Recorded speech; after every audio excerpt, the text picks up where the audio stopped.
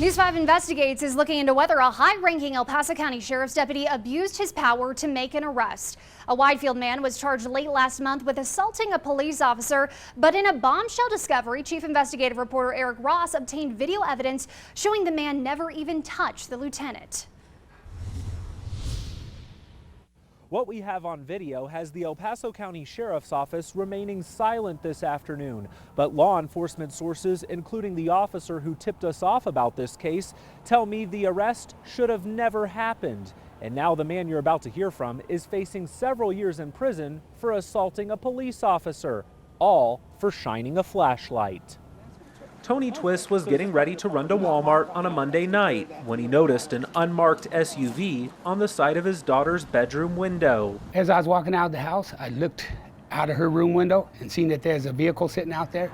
Tony says there's been previous problems with petty theft in his neighborhood and went up to the SUV with his flashlight as a curious neighbor. And I shined the light, on the car, and then he rolled the window down. Inside was Sheriff's Lieutenant Bill Huffer, apparently finishing up some paperwork on an earlier case. He tells me not to be shining lights on people because I could get hurt, and then he tells me to give him my ID.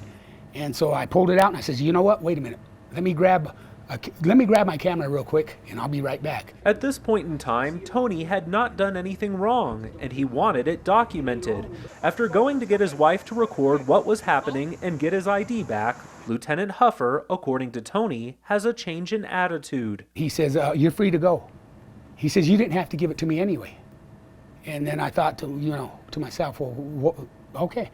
I says, can you move your car? I said, so I can go. Instead of de-escalating the situation or simply leaving since no crime had been committed, Lieutenant Huffer appears to egg Tony on and refuses to leave. You need to move your so I can get out of here. You're free to go, sir. I've said that 10 times. You see the truck I'm getting in? You're free to go. You move your truck so You're free to go.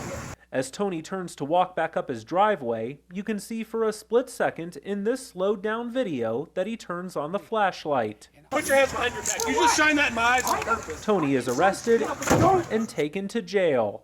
Under arrest for obstruction. But court records show that charge changed from obstructing an officer, a misdemeanor, to felony assault on a police officer. His bond set at $10,000. If I'd assaulted him, I deserved it. But I didn't assault him, And I know it's serious. Second degree is pretty serious. And it was, I never touched him.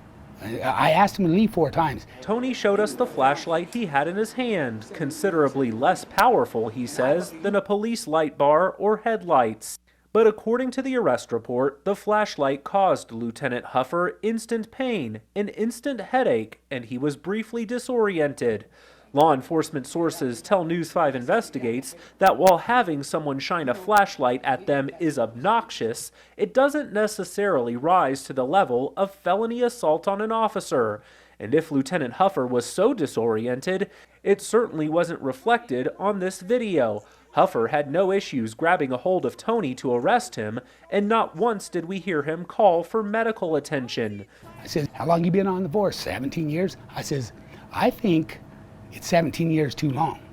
They just don't treat people right. It ain't all of them, but 1, 3, or 4 of them make the whole team look bad, And we've just learned the El Paso County Sheriff's Office has opened an administrative review into this case to see whether the lieutenant followed proper protocol.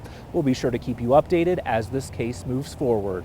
Always watching out for you, I'm Eric Ross, News 5 Investigates.